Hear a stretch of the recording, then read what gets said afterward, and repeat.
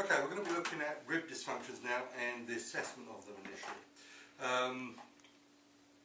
We're going to go straight to the arthrokinematic test and not worry too much about the osteokinematic or physiological movement test.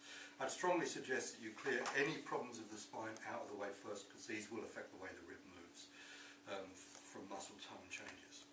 So, the glides for these will be basically dorsolateral and ventromedial, and they'll be gliding along the transverse process and along the costovertebral joint as well.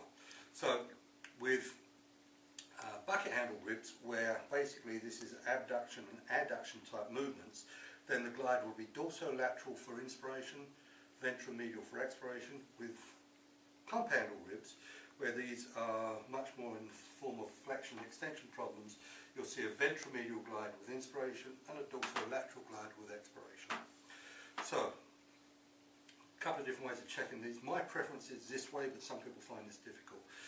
To check the dorsolateral glide, I'll put my hypothenar eminence up against the inside of the angle of the rib there, and I'll basically scoop the rib upwards and backwards, so that glide there.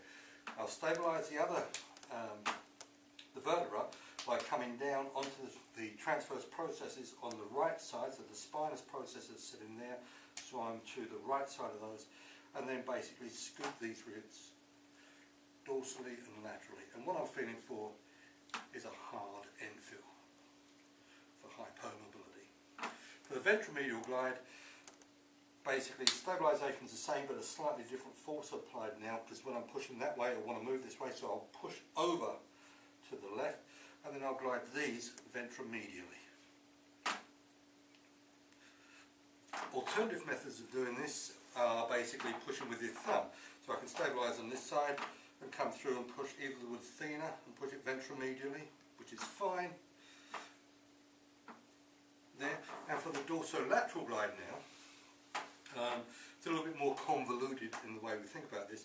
But if I want to glide the rib dorsolateral on this side, I can actually fix the rib and glide the vertebra ventromedially.